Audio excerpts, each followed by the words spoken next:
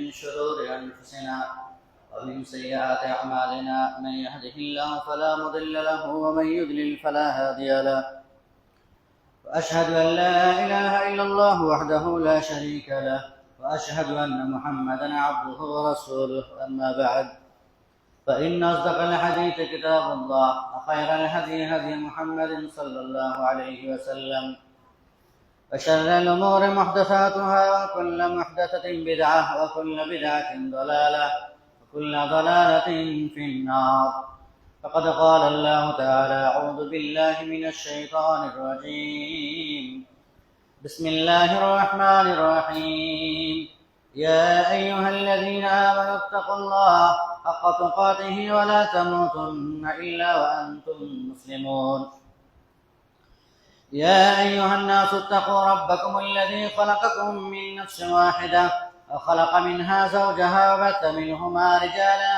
كثيرا ونساء واتقوا الله الذي تساءلون به والأرحام إن الله كان عليكم رقيبا يا أيها الذين آمنوا اتقوا الله وقولوا قولا سديدا يصلح لكم أعمالكم ويغفر لكم ذنوبكم ومن يطع الله ورسوله فقد فاز فوزا عظيما قال الله عز وجل أعوذ بالله من الشيطان الرجيم قد أفلح من زكاها وقد خاب من دساها সম্মানিত সমবেত দিন দরদ ইসলাম দরদি ভাই সকল, যাবতীয় প্রশংসা স্তব স্তুতি একমাত্র সে মহান স্রষ্টা আল্লাহ রাব্বুল ইজ্জাতের নিমিত্ত আলহামদুলিল্লাহ। অতঃপর মহানবী জনাবে মুহাম্মদ রাসূলুল্লাহ সাল্লাল্লাহু আলাইহি সাল্লামের উপর সালাত ও সালাম তথা দরুদ নাযিল হোক। আল্লাহুম্মা আমিন। আল্লাহুম্মা সাল্লি আলাইহি আল্লাহুম্মা বারিক আলাইহি আল্লাহুম্মা সাল্লি ওয়া সাল্লিম আলা নবিয়িনা মুহাম্মদ ওয়া আলা আলিহি ওয়া সাহবিহি ওয়া সাল্লাম। সম্মানিত উপস্থিতি, আজকের পবিত্র খুতবাতে যে বিষয়কে নিয়ে আলোচনা করার মনস্থির করেছি, আল্লাহ সুবহানাহু ওয়া তাআলার এই গ্রন্থ থেকে একটু আয়াত পরিবেশিত হয়েছে। সেটি মূলত বিষয় হচ্ছে অন্তর নষ্টকারী কাজ সমূহ এবং তার প্রতিকার। এমন অনেক কাজকর্ম আছে যা আমাদের অন্তরকে মেরে ফেলে, আমাদের আত্মাকে কলুষিত করে ফেলে। আত্মা বা অন্তর হচ্ছে মানব দেহের রাজধানী। যদি এই রাজধানী সুস্থ না থাকে, অন্তর সুস্থ না থাকে, সবল না থাকে, মজবুত না থাকে, যদি এটি মারা যায়, মরে যায়, কলুষিত হয়, বিভিন্ন প্রকারের রোগে জর্জরিত হয়, তাহলে সে মানুষটি কখনো সুস্থ থাকতে পারে না। যার মন ভালো তার সব ভালো, যার আত্মা অন্তর ভালো সুস্থ থাকে তার সব কিছু সুস্থ থাকে। আর আত্মা আর অন্তরই যদি সুস্থ না থাকে তো মানুষের অন্যান্য অঙ্গ প্রত্যঙ্গ সুস্থ থাকবে না। এই জন্য আত্মাকে সজীব করা, সতেজ করা, সুন্দর করা এবং সুস্থ রাখার একাধিক প্রকল্প আমাদের কাছে আছে, সেগুলি ফলো করতে হবে। তো মূলত আমরা আমাদের অন্তরকে কিভাবে বা কোন কোন কাজগুলি আমাদের অন্তরকে নষ্ট করে দেয়, অন্তরকে মেরে ফেলে, আমাদের ধ্বংস করে দেয়, সেগুলি আমরা আলোচনা করব আজকের পবিত্র খুতবাতে। সহিহ বুখারী সহিহ মুসলিমে বর্ণিত রাসূল আকরাম সাল্লাল্লাহু আলাইহি সাল্লাম বলছেন যে আলা ওয়া ইন্না ফিল জাসাদি মুদগা ইযা সালাহা সালাহাল জাসাদু কুল্লু। হে মানুষ, শুনে রাখো যে মানুষের শরীরে একটি মাংসপিণ্ড আছে। সেই মাংসপিণ্ডটি যদি সুস্থ থাকে তাহলে তার গোটা শরীরটাই সুস্থ থাকে। আর যদি মানব দেহের সেই মাংসপিণ্ডটা অসুস্থ থাকে, সুস্থ না থাকে, যদি মানব দেহের সেই মাংসপিণ্ডটা অসুস্থ থাকে, সুস্থ না থাকে, তাহলে গোটা শরীরটাই অসুস্থ থাকে। সেই মাংসপিণ্ডটার নাম হচ্ছে কলব, অন্তর। অন্তর অন্তর সুস্থ থাকলে আপনার সবকিছু, কথায় আমরা বলি মন চাঙ্গা তো সবকিছু চাঙ্গা, মন ভালো তো সবকিছু ভালো। মনের ভিতরে যদি হাজার রকমের রোগ থাকে, হাজার রকমের ফল্ট থাকে, তাহলে হাট্টা গোট্টা শরীর হওয়ার পরেও সেটা সুস্থতা অনুভব করা যায় না। কি কি কারণে ইমান আমাদের কমজোর হয়, কি কি কারণে আমাদের অন্তর নষ্ট হয়ে যায়। ইমানেরও এটা কেন্দ্রবিন্দু। ইমানকে, ইসলামকেও সুস্থ রাখতে হলে এই মূল হাট আপনার হৃদয়টাকে পরিষ্কার পরিচ্ছন্ন রাখতে হবে, একেবারে সুস্থ রাখতে হবে, নচেত হেদায়েতের আলো এখানে ঢুকবে না। শিরক বিদআতের যে ঘোর নিমজ্জিত আছে, শিরক বিদআতের সাগরে হাবুডুবু খাচ্ছে। যে অন্তরকে কোরআন সুন্নাহর আলোয় আলোকিত না করতে পারে, পরিষ্কার পরিচ্ছন্ন না করতে পারে,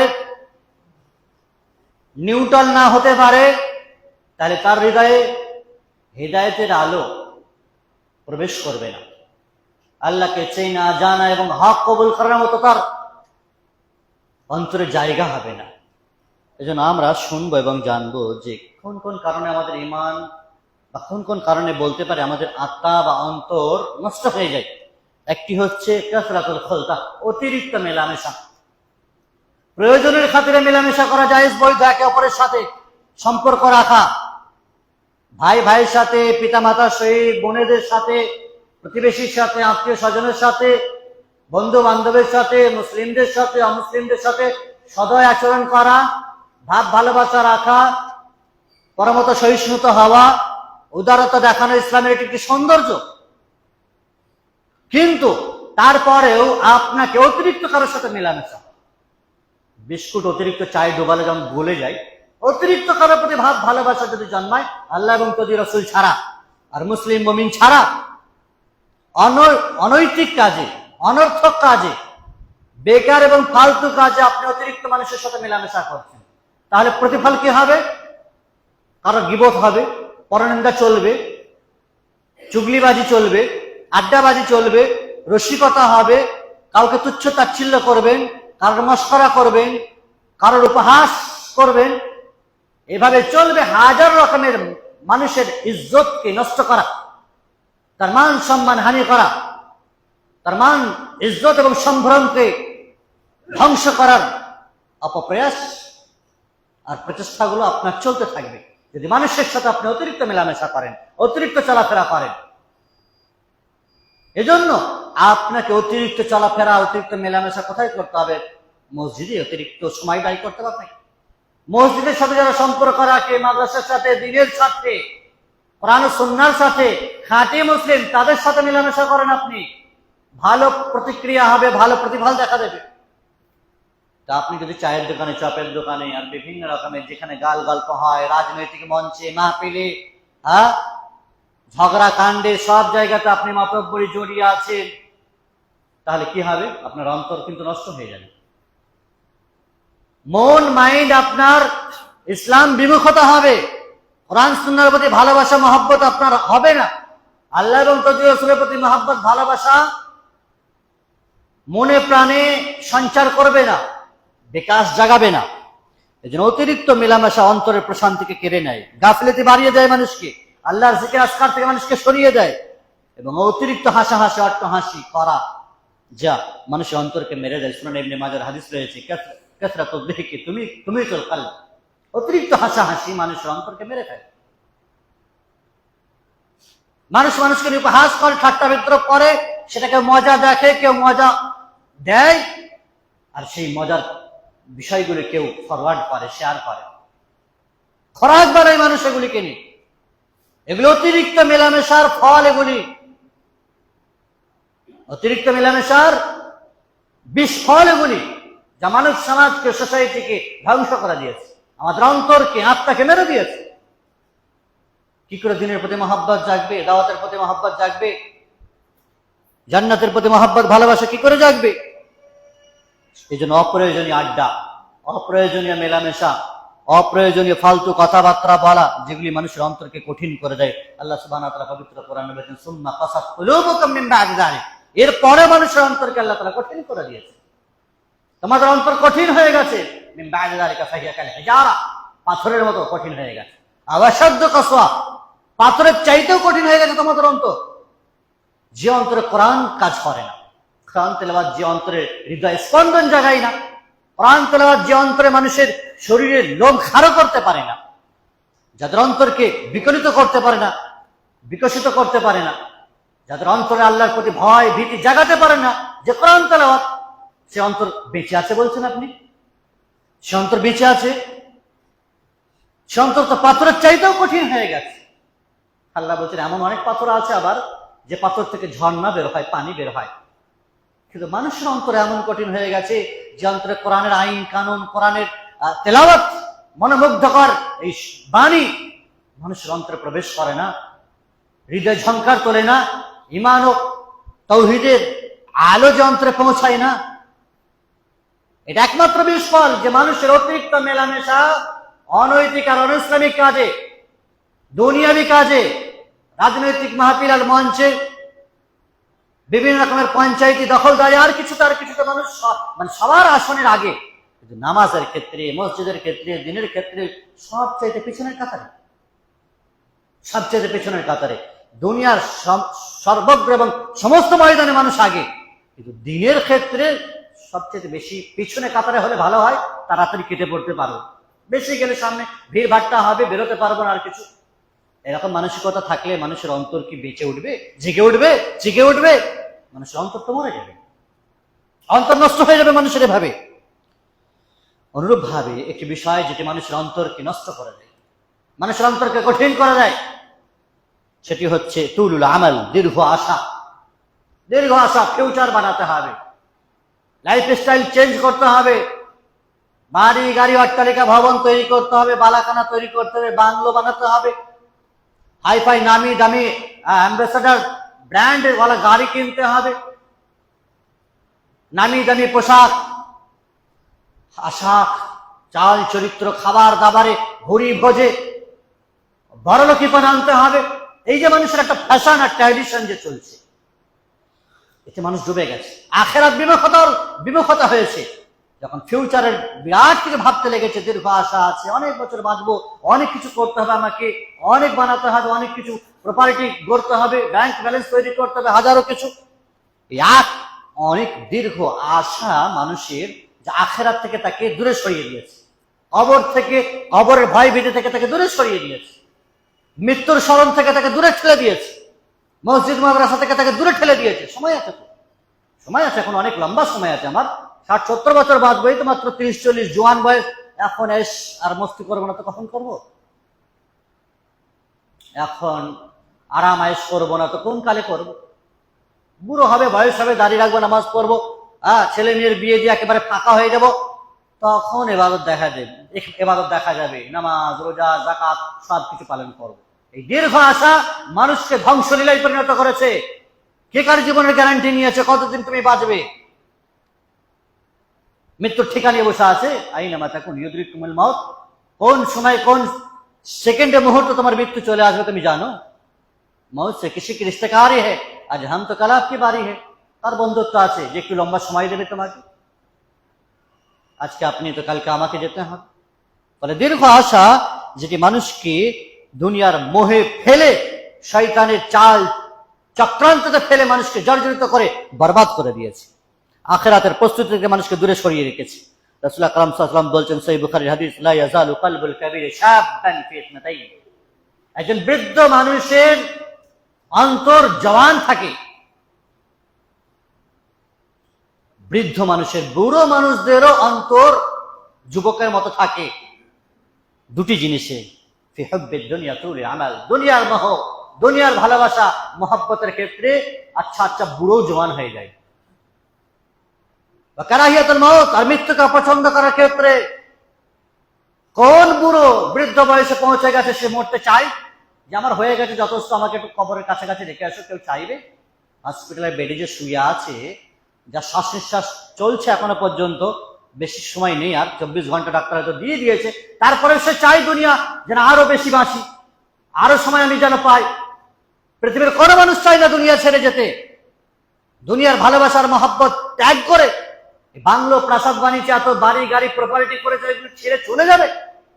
এটা কি মানা যায়? এটা কেউ কি চায়? কোন মানুষের অন্তরে এটা চায়? কখনোই নয়। কারাহিয়াতুল মউত, এজন্য বৃদ্ধও জওয়ান হয়ে যায় দুটি জিনিসে, মৃত্যুকে অপছন্দ করার ক্ষেত্রে আর দুনিয়ার ভালোবাসার ক্ষেত্রে। বুড়ো হয়ে গেছে, বয়স হয়ে গেছে, তারপরেও যদি তার সুযোগ থাকে, সময় থাকে, কেউ দেয়, কোথাও পায়, সে কি ছেড়ে দেবে? বাড়ি গাড়ি প্রপার্টি আর কিছু ছাড়বে না। দুনিয়া আঁকড়ে নিয়ে বসে থাকার চেষ্টা করবে, সুযোগ থাকলে ছাড়বে না। জওয়ান তো জওয়ান, আর যুবক তো যুবক দূরের কথা, বৃদ্ধ পর্যন্ত সে দুনিয়া ছাড়তে এক মুহূর্তের জন্য সে রাজি নাই। দুনিয়ার সকল অঢেল সম্পদ উপার্জন করতে, অর্জন করতে বুড়ো পিছু পা হয় না। সম্মানিত উপস্থিতি, তাহলে দুনিয়ার লোভ, ভালোবাসা, ধন সম্পদের লোভ, ভবিষ্যতের পরিকল্পনা থেকে মানুষ দূরে সরে গেছে। আখিরাতের চিন্তা চেতনা, হিসাব নিকাশ আপনার নেওয়া হবে। আপনার আয় ব্যয়ের হিসাব আল্লাহ তাআলা খতিয়ে খতিয়ে দেখবেন, নেবেন। কোন পথে উপার্জন করেছেন, হালাল না হারাম, ইনকাম সোর্স কি ছিল। মৃত্যু, কবর, এসব জিনিস থেকে আপনাকে ভুলে রেখেছে দীর্ঘ আশা, তৌলুল আমাল। দীর্ঘ আশা আপনাকে মৃত্যু, কবর আর আখিরাত আর জাহান্নাম থেকে আপনাকে এই চিন্তা চেতনার ফিকির করা থেকে আপনাকে বিরত রেখেছে। রাসূল আকরাম সাল্লাল্লাহু আলাইহি সাল্লাম তিনি বলছেন, সুনান আবু দাউদের হাদিস, অত্যন্ত মশহুর হাদিস, সাওবান রাদিয়াল্লাহু তাআলা তিনি বর্ণনা করেছেন, ইউশিকুল উমাম আন তাদা আলাইকুম কামা তাদা আলা কালাতিল কাসাআতিহা। অচিরেই এমন এক জাতি তোমাদের কাছে আসবে, আবির্ভাব হবে, যারা কি করবে, তাদা আলাইকুম কামা তাদা আলা কালাতিল কাসাআতিহা, যেভাবে ভুরি ভোজওয়ালারা একটা খাঞ্চাতে খাবার খায়, এভাবে তোমাদের উপর কবজা করবে। মুসলিম তোমাদের উপর টর্চার করবে, চড়াও হবে। বিজাতিরা, অমুসলিমেরা বিভিন্ন প্রকারে মুসলিমদের উপর দাবাও ডালবে, যেভাবে সকলে মিলে একটা খাঞ্চাতে কোনো খাবার রেখে ছিঁড়ে ছিঁড়ে খাও, এভাবে। একজন ব্যক্তি রাসূলুল্লাহ সাল্লাল্লাহু আলাইহি ওয়াসাল্লামকে বলছেন, আমিন কিল্লাতিন নাহনু ইয়াউমাইযিন, হে আল্লাহর নবী সাল্লাল্লাহু আলাইহি ওয়াসাল্লাম, সেদিনকে আমরা সংখ্যায় কম হব, যে আমাদের এই অবস্থা হবে। আমরা আজও মাইনরিটি, সংখ্যালঘু আমাদের বঙ্গে। সাহাবায়ে কেরাম রাসূলুল্লাহ সাল্লাল্লাহু আলাইহি ওয়াসাল্লামকে বলছেন যে আমরা কি সেদিন সংখ্যায় কম হব, যে আমাদের শক্তি ক্ষমতা থাকবে না, সংখ্যাধিক্য থাকবে না, যার কারণে ওই জাতি বিজাতির আমাদের উপর চড়া হবে। রাসূলুল্লাহ সাল্লাল্লাহু আলাইহি ওয়াসাল্লাম বলেন, না, লা বাল আনতুম ইয়াওমাইযিন কাসীর, বরং তোমরা সেদিন সংখ্যাধিক্য হবে, মেজরিটি হবে, তোমাদের সংখ্যায় অনেক হবে তোমরা। ওয়ালাকিন্নাকুম গুসাউন কা গুসাইস সাইল, কিন্তু ক্ষমতা থাকবে না। গুসাউন কা গুসাইস সাইল, তোমাদের অবস্থা কি হবে জানো? সমুদ্রে ভেসে যাওয়া ফেনার মতো। নদীতে যে স্রোত চলে, ফেনা জমে, সমুদ্রে ফেনা জমে, ফেনার যেমন কোনো অস্তিত্ব থাকে না, ঢেউয়ে বাতাসে ফেনা মিলিয়ে যায়। সমুদ্রের শৈবাল আর বিভিন্ন রকমের খড়কুটো যেমন স্রোতের মুখে দাঁড়িয়ে টিকে থাকতে পারে না, স্রোতের সাথে, জোয়ারের সাথে তারা চলে যায়, এভাবে তোমাদের অবস্থা হবে। বয়ে যাওয়া ফেনার মতো তোমাদের অবস্থা হবে, দুর্বল হয়ে যাবে, তোমাদের কোনো ক্ষমতা সেদিন থাকবে না। এবং দুশমন আর শত্রুদের অন্তরে তোমাদের ভয় ভীতিও থাকবে না। মুসলিমদেরকে দেখে যে ভয় খায়, ভয় ভীতি ছিল কাফের আর মুশরিকদের অন্তরে, সেই ভয় ভীতিটা উড়ে যাবে তাদের, তোমাদের উপরে কোনো ভয় ভীতি থাকবে না। আর তোমাদের অন্তরে আল্লাহ তাআলা দুর্বলতা সৃষ্টি করে দেবেন, আল্লাহ তাআলা কমজোরি সৃষ্টি করে দেবেন তোমাদের অন্তরে। ফাকাল কাইল ইয়া রাসূলুল্লাহ মা লোহান, একজন সাহাবী বলছেন, হে আল্লাহর নবী সাল্লাল্লাহু আলাইহি ওয়াসাল্লাম, ওয়াহান কি জিনিস, দুর্বল বলতে আপনি কি বোঝাতে চেয়েছেন? রাসূলুল্লাহ সাল্লাল্লাহু আলাইহি ওয়াসাল্লাম বলছেন, হুব্বুদ দুনিয়া ওয়া কারাহিয়াতুল মাউত। এই কমজোরি হচ্ছে দুনিয়ার প্রতি আসক্তি, দুনিয়ার ভালোবাসা, দুনিয়ার মোহ আর লোভ, আর দুনিয়া পাওয়ার যে প্রাচুর্য, পাওয়ার যে প্রতিযোগিতা, রিসার্চে কম্পিটিশন, সম্পদ উপার্জন করা, কারাহিয়াতুল মাউত আর মৃত্যুকে অপছন্দ করা, এই কমজোরি তোমাদের মধ্যে এসে, এটা দুর্বল, এটা দুর্বলতা। দুনিয়ার প্রতি যে মোহ, লোভ, লালসা যার জেগেছে, সে অবশ্যই দুর্বল আখিরাতের প্রতি, তাই নয়? অবশ্যই দুর্বল হবে। দুনিয়ার প্রতি ভালোবাসা যত জন্মাবে, আখিরাতের প্রতি ভালোবাসা তত কমবে। আর যদি কোনো ব্যক্তি আখিরাতকে ভালোবাসে, অবশ্যই দুনিয়া তার কাছে আসবে। আল্লাহ তাআলা সকলের রিজিকের বন্দোবস্ত করে দিয়েছেন। যখন সে দুনিয়াতে জন্মেছে, আল্লাহ তাকে পয়দা করেছেন, সৃষ্টি করেছেন, আর তার রুজি দেবেন, এটা হতে পারে? নবী আকরাম সাল্লাল্লাহু আলাইহি ওয়াসাল্লাম বলেছেন, প্রত্যেকটা বান্দার ভাগ্যে যা রুজি বন্টন করা আছে, সে তার ততটুকু ভাগ্যের রুজি খাওয়া, সে ততটুকু তার ভাগ্যের আহার না খাওয়া পর্যন্ত দুনিয়া ছেড়ে যাবে না। যার ভাগ্যে যতটুকু আছে আল্লাহ তাআলা দিয়েছেন, সে ততটুকু পাবে। দুনিয়ার রেশনে আপনি অনেক সময় নাও পেতে পারেন, ফিঙ্গারপ্রিন্ট ম্যাচ খাচ্ছে না, আপনাকে দেবেন আর কিছু, কিন্তু আল্লাহ রব্বুল ইজ্জত তকদীর মানুষের লিপিবদ্ধ করেছেন, রুজি রোজগারের দায় দায়িত্ব নিয়েছেন। শুধু মানুষ কেন, অসংখ্য অজস্র মাখলুকাত আছে পৃথিবীতে, আসমান এবং জমিনে, মাটির তলদেশে, সমুদ্রের পৃষ্ঠে, সকলের রুজির দায় দায়িত্ব আল্লাহ তাআলা নেন। তো আপনি ভাবছি কেন আহার নিয়ে আর কিছু নেই? প্রিয় ভাই আমার, ফলে দুনিয়ার প্রতি আসক্তি আর ভালোবাসা হলে আখিরাতের প্রতি ভালোবাসা কিন্তু কমবে। আর দুনিয়ার মোহ, পদ, মর্যাদা, লোভ, লালসা মানুষকে বরবাদ করে দেয়, তার অন্তরকে নষ্ট করে দেয়, তার অন্তরকে মেরে ফেলে, অন্তরকে কমজোর আর দুর্বল করে ফেলে। আর আখিরাতের প্রতি ভয়, ভীতি, কবরে আযাব, কিয়ামতের দিনের পরিস্থিতির কথা তার ব্রেনই আসে না। দুনিয়ার চলচ্চিত্র জগৎ তার সামনে আছে, আরাম আয়েশের জগৎ তার সামনে ছো মারছে, হাতছানি দিচ্ছে, সেটা কি সে ছেড়ে দেবে?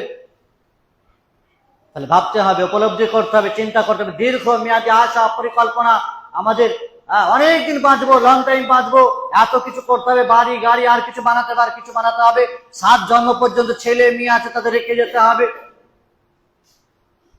নিজে যদি না বাঁচতে পারো আখিরাতের আযাব থেকে, কবরের আযাব থেকে, তোমার এই সম্পত্তি নিয়ে তুমি তোমার 7 পিঁড়ি পর্যন্ত কেন 10 পিঁড়ি পর্যন্ত রেখে গেলে তোমার কি লাভ আছে? যা কিছু করছো, যা কিছু করবে, সেটা আল্লাহর রাস্তায় ব্যয় করতে হবে তোমাকে যথাসাধ্য। নিজেকে বাঁচতে হবে, নিজের জীবদ্দশাতে যা কিছু আছে সেটা দিয়ে, কারোর উপর আশা করে নয়। প্রিয় ভাই আমার, ফলে এই দীর্ঘ আশা এবং আমাদের অতিরিক্ত মেলামেশা, এগুলি মানে ইমান এবং অন্তরকে নষ্ট করে দেওয়ার একটি বিষয় আছে, সেগুলি থেকে আমাদেরকে বাঁচতে হবে। আকুলি কাউলি হাযা, আস্তাগফিরুল্লাহ লি ওয়া লাকুম ওয়া লিসাইরিল মুসলিমিনা মিন কুল্লি যামবিন ফাস্তাগফিরুহু ওয়া আতুবু ইলাইহি ইন্নাহু হুয়াল গফুরুর রাহিম।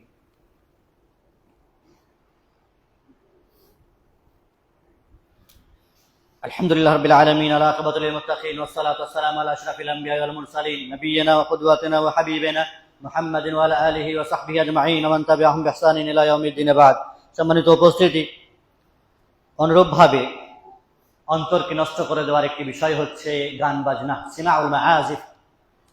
বাদ্যযন্ত্র ব্যাপকভাবে মানুষ ব্যবহার করে, ইলেকট্রনিক্স মিডিয়া ব্যাপকভাবে মানুষের এই যুগে আছে, কাউকে বোঝাতে হবে না। ছোট থেকে ছোট সবার হাতে অ্যান্ড্রয়েড মোবাইল আছে, বিভিন্ন রকমের অ্যাপস আছে, নাচ গান, রিলস, আবি যাবি, কত শত মানুষ দেখছে, দেখাচ্ছে, নিজে মজা নিচ্ছে, অপরকে মজা নেওয়াচ্ছে, নিজে গুনাহ করছে, অপরের মাঝে শেয়ার করে গুনার পাপের ভাগীদার হচ্ছে। চলছে, ট্র্যাডিশন চলছে আমাদের মাঝে। নিজে থেকে তো শুধু মজা নেই, নিজে করে তো শুধু মজা নেই, পাপ করবে, অপরকে জানাবে, অপরকে শেয়ার করবে, সমগ্র সবাইকে বসিয়ে এক জায়গাতে পাবজি আর ফ্রি ফায়ার গেম খেলবে, রিলস দেখবে। এটা এখনকার যুগের ট্র্যাডিশন। বাচ্চাদের আলাদা ক্লাব, বড়দের আলাদা ক্লাব, বুড়োদের আলাদা ক্লাব তৈরি হয়ে আছে। গান বাজনার বাদ্যযন্ত্রতে আসক্তি হলে ঈমানও তো থাকবেই না, আর আল্লাহ এবং তদ্বির রাসূলের প্রতি মহাব্বত আর মসজিদ মাদ্রাসার প্রতি মহাব্বত মুছে যাবে তার অন্তর থেকে। শয়তানের প্রতি ভালোবাসা তার অন্তরে জেগে উঠবে, এটা তো বাস্তব। আল্লাহ তাআলা পবিত্র কোরআনে বলছেন, ওমিনান নাস মান ইয়াশতারি লাহওয়াল হাদীস লিয়ুদিল্লা আন সাবিলিল্লাহি বিগাইরিন। কত মানুষ আছে যারা লাহওয়াল হাদিস ক্রয় করে, বাদ্যযন্ত্র ক্রয় করে, আর সেগুলি দিয়ে মানুষকে আল্লাহর পথ থেকে বিভ্রান্ত করে, পথভ্রষ্ট করে। সেগুলিকে মজাক, খেলাধুলার উপকরণ তৈরি হয়েছে। যে মোবাইল কথা বলা, বিভিন্ন রকমের ভালো জিনিস, উপকারমূলক জিনিস গ্রহণ করার জন্য তৈরি হয়েছে, সেটিকে অপকারে লাগিয়েছে। গোনাতে সেটাকে ব্যবহার করেছে মানুষ, সেটাকে ঠাট্টা, মজাক, উপহাসের, ছল চতুরির, ধোঁকা দেওয়ার সামান বানিয়েছে মানুষ সেটিকে। গান বাজনার বাদ্যযন্ত্র মানুষের অন্তরকে মেরে দেয়, অন্তরকে দগ্ধীভূত করে। ঈমান আর তাওহীদের রোশনি, আলো সেখানে পৌঁছাবে না। আখিরাতের ভালোবাসা, জান্নাতের ভালোবাসার কথা সেখানে পৌঁছাবে না। বলে গান বাজনা সৃষ্টি করে যে সমস্ত বিষয় আল্লাহ থেকে, আল্লাহ রাব্বুল ইজ্জত থেকে বিমুখতা অর্জন করে, তারা বেহায়াপনা, অশ্লীলতা মানুষের অন্তরকে নষ্ট করে দিয়েছে। অনুরূপভাবে অন্তরকে নষ্ট করে দেওয়ার একটি বিষয় হচ্ছে কাসরাতুল আকালা, অতিরিক্ত খাবার খাওয়া, ভরপেট খাওয়া। অতিরিক্ত যা মানুষের খেলে চলে যাবে, এর চাইতে মানুষ অতিরিক্ত খায়, বদ হজম হয়। দুনিয়াতেও তো বিভিন্ন রোগে ভোগে, কত মাংস খাওয়া মানা আছে, তারপরে 2-4টা খেয়ে নি, যা হবে পরে দেখা যাবে। ওষুধ তো খাবো, ওষুধ তো আর বন্ধ হয়ে যায়নি, খেতেও আছে, ওষুধও খাচ্ছে। হাজারো রকমের মানুষের বাত ব্যথা ইত্যাদি রোগে জরাজীর্ণ হয়ে গেল, তারপরে বিভিন্ন রকমের কষার ঝোল আর ইত্যাদি জিনিস মানুষ খাতে রাজি নয়, অতিরিক্ত খেয়েই যাচ্ছে। অথচ সুন্নতে খাবার রাসূল আকরাম সাল্লাল্লাহু আলাইহি সাল্লাম যে বলেছেন, মানুষের 1/3 তার খাবার খাবে পেটে, 1/3 পানি খাবে, আর 1/3 খালি রেখে দেবে, যাতে করে শরীর কাজ করতে পারে, অলসতা না আসে, ঘুম না আসে, অন্যান্য ইবাদত অনীহা না আসে। অতিরিক্ত মানুষ যদি খায় তো কি হবে? ঘুম আসবে না? ঘুম আসবে, একটু শুতে মন যাবে, ঘুমাতে মন যাবে, কাজ করতে মন যাবে না। ভরপেট খেলেই তো এই বিষয়গুলো শরীর অটোমেটিকলি আপনাকে দমিয়ে দেবে। সাহাবায়ে কেরাম আর নবী আকরাম সাল্লাল্লাহু আলাইহি ওয়াসাল্লামের যুগে খাবারের যে অবস্থা আমরা জানি সবাই, খুব অল্প খাবারকে তারা বেঁচে থাকতেন, অভাব অনটন ছিল যা ছিল। অনেক সময় ছিল ভরপেট খাবার মতো উপযুক্ত ছিল, তারপরেও তারা খাননি। রাসূলুল্লাহ সাল্লাল্লাহু আলাইহি ওয়াসাল্লাম চাইলে অনেক কিছু খাবার উপস্থাপন আল্লাহ তাআলা করে দিতে পারতেন, কিন্তু তারপরেও ভরপেট খাননি। এটা উম্মতকে তো দেখানোর বিষয়ই আছে, তারাও যেন শিক্ষা গ্রহণ করে। আর অতিরিক্ত খেলে তো মানুষের ঘুম আসবে, অলসতা সৃষ্টি হবে, ইবাদত অনীহা সৃষ্টি হবে। নামাজে বিভিন্ন প্রকারের ইবাদতে তার অলসতা অবশ্যই দেখা দেবে। এই জন্য খাবারকে কন্ট্রোল করতে হবে, অতিরিক্ত খাবার থেকে বাঁচতে হবে।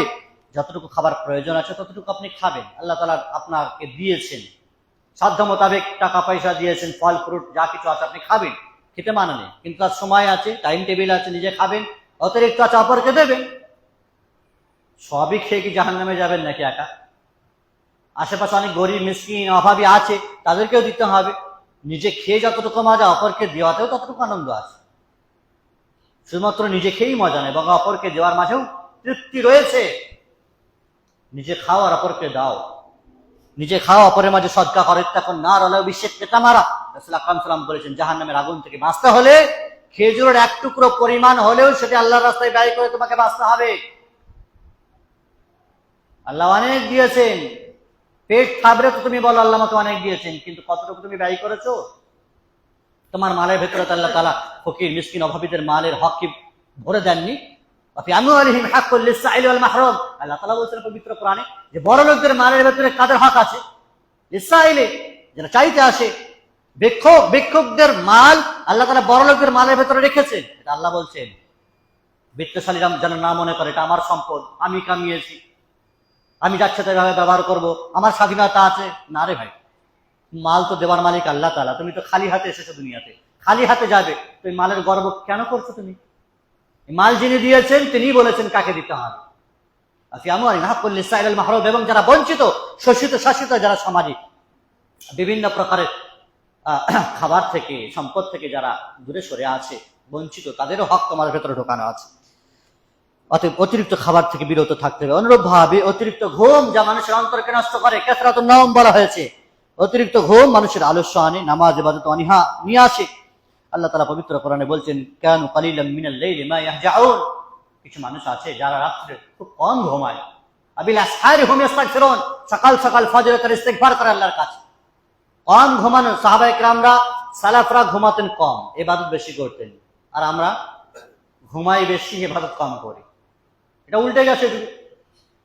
ঘুমাতে হবে কম, ইবাদত করতে হবে বেশি। এবং টাইম টু টাইম ঘুমালে মানুষ টাইম টু টাইম উঠে পড়বে, ইবাদত করবে, আল্লাহর কাছে ইস্তিগফার করবে, ক্ষমা চাইবে। আল্লাহ তাআলা সেই সমস্ত মানুষদের তাহলে প্রশংসা করেছেন যারা অল্প ঘুমায়, বেশি ঘুমায় না। বেশি ঘুমালে ঘুমাতেই মন যাবে। মানুষের একটা ফিতরাত আর ন্যাচারালিটি বিষয় আছে যে যত ঘুমাবে তত বেশি ঘুম আসে। এটা বাস্তব যে যত ঘুমাবে, বিছানায় যত শোবে তার তত বেশি ঘুম আসবে, ঘুমই ছাড়বে না। আর যে যত কম ঘুমায়, দেখেন পরিশ্রম করছে, ঘুমায় কম, তো তার আল্লাহ তাআলা তার নেচার ওইভাবেই বানিয়েছে। ইবাদতে লেগে আছে, তাহাজ্জুদ করছে রাত্রে উঠে। কত বয়স্ক মানুষের ঘুম তো ঘুম তার ঘুমই, কিন্তু কত বয়স্ক মানুষ আছে ওর মাঝেই তারা ইবাদত করছে, তাহাজ্জুদ আদায় করছে। সম্মানিত উপস্থিতি, ফলে রাতকে জিকির আজকারে, তাসবিহ তাহলিলে আমাদের জীবন্ত করতে হবে। আল্লাহ রাব্বুল ইজ্জত দিন রাত উভয়টাই দিয়েছেন, কিন্তু এর মাঝে আমাকে আপনাকে ইবাদতের ব্যাংক ব্যালেন্স তৈরি করতে হবে। অতিরিক্ত ঘুমিয়ে যেন নিজের সময়কে বরবাদ না করে দিই, নিজের ইবাদতকে বরবাদ না করে দিই, আল্লাহকে স্মরণ করার মুহূর্তগুলো যেন আমরা তছনছ না করে দিই, এটা আমাদেরকে ভাবতে হবে। অনুরূপভাবে আল্লাহ স্মরণ এবং গাফিল যারা আছে, দিন থেকে ইসলাম থেকে যারা একটু দূরে দূরে সরে থাকতে চায়, তাদের কিন্তু অন্তর নষ্ট হয়ে গেছে। আল্লাহ কোরআনে বলেছেন, এভাবে অনেকগুলি আয়াত আছে, যারা আমার স্মরণ থেকে বিরত থাকে তাদের দুনিয়ার জীবন যেমন দুর্বিষহ হবে, আর কিয়ামতের দিনে তাদেরকে অন্ধ করে তুলব আমি। সেদিন তারা বলবে, আল্লাহ আজকে আমরা কেন অন্ধ, কি কারণে আমাদেরকে অন্ধ করে তোলা হলো? আল্লাহ বলবেন, দুনিয়াতে তো আমার আয়াত নিদর্শনাবলীগুলোকে ভুলে গিয়েছিলে, আজকে আমি তোমাকে ভুলে গেলাম। এটা আল্লাহ বলবেন, কাযালিকা আল-ইয়াওমা তুনসা, তোমাকে ভুলে যাওয়া হলো। এছাড়া আল্লাহ তাআলা অন্যত্র বলছেন, তার চাইতে বড় জালিম, বড় অত্যাচারী আর কে হতে পারে, ক্রিমিনাল আর কে হতে পারে, যার কাছে আমার কোরআন ও হাদিসের কথা বলা হয়, দিনের কথা বলা হয়, তারপরেও সে এড়িয়ে চলে। তারপরে এড়িয়ে চলে, মানে এক কান দিয়ে শোনে আর এক কান দিয়ে বার করে, বা শোনেনি এরকম ভাব দেখায়, দিনের কথা শোনেনি, নামাজের কথা যেন জানেই না, ও বালেগ হয়ে গেছে, নামাজের কথা যেন জানেই না, কানে যায়নি, কেউ বলেনি তো করবে কি করে, মানে না জানার ভান করে দুনিয়াতে চলাফেরা করছে, দুনিয়ার সকল ময়দানে ও সবকিছু বোঝে, দিনের ক্ষেত্রে অবুঝ হয়ে থাকে, যেন আল্লাহ ধরপাকড় করবেন না। প্রিয় ভাই আমার, আপনি অবুঝ হয়ে থাকলে কি হবে? কবরে গেলে তো সব সবুজ হয়ে যাবেন আপনি। অনুরূপ ভাবে আমাদেরকে হারাম আহার, হারাম উপার্জন, যা আমাদের অন্তরকে নষ্ট করে দেয়, পুরে করে হারাম জিনিসে যদি কেউ অভ্যস্ত হয়, তাহলে তার অন্তর এমন ভাবে নষ্ট হয়ে যাবে, সে টের পাবে না। রাসূল আকরাম সাল্লাল্লাহু আলাইহি ওয়াসাল্লাম বলছেন, ইয়াতি আলান নাস জামান লা ইউবালিল মারউ মা আখাযা মিনহু মিনাল হালাল আম মিনাল হারাম। মানুষের কাছে এমন একটি সময় আসবে, যুগ আসবে, যখন সে কোনো কিছুর পরোয়া করবে না, কোনো কিছুর পরোয়া করবে না, তার উপার্জন হালালের মাধ্যমে হচ্ছে না হারামের মাধ্যমে হচ্ছে, এই সেন্সটুকু তার থাকবে না, পরোয়াই করবে না, মাল এলেই হলো, সম্পদ এলেই হলো, রুজি রোজগার হলেই হলো, যা হোক করে সংসার চালাতে পারলেই হলো। মানুষের কাছে এমন একটি সময় কি আসেনি যে মানুষ আজকে হালাল হারামের পার্থক্য করছে না, যা কিছু হলেই পেটে ভরলেই হলো?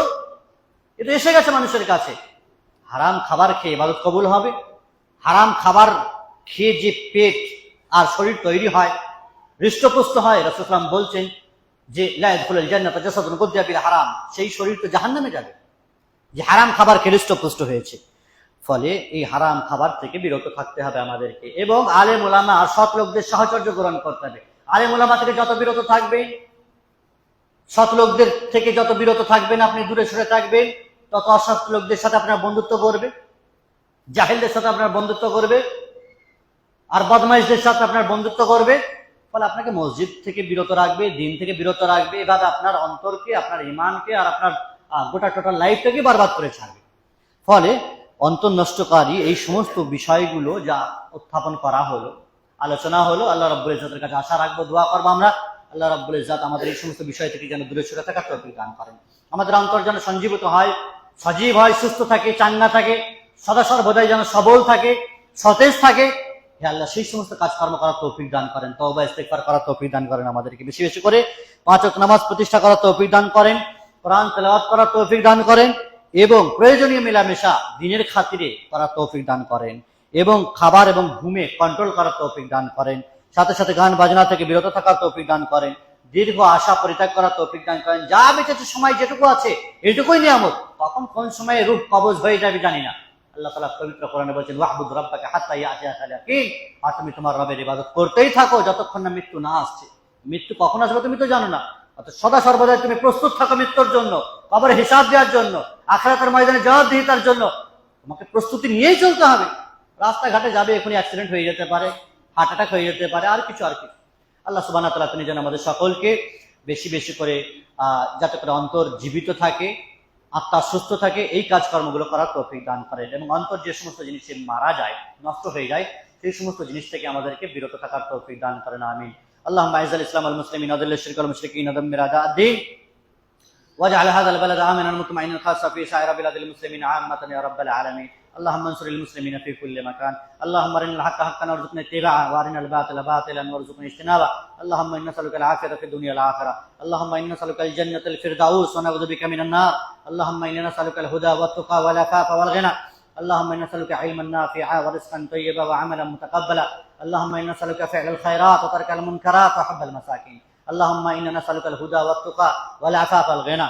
اللهم صل على محمد وعلى آل محمد كما صليت على إبراهيم وعلى آل إبراهيم إنك حميد مجيد. اللهم بارك على محمد وعلى ال محمد كما باركت على ابراهيم وعلى ال ابراهيم انك حميد مجيد.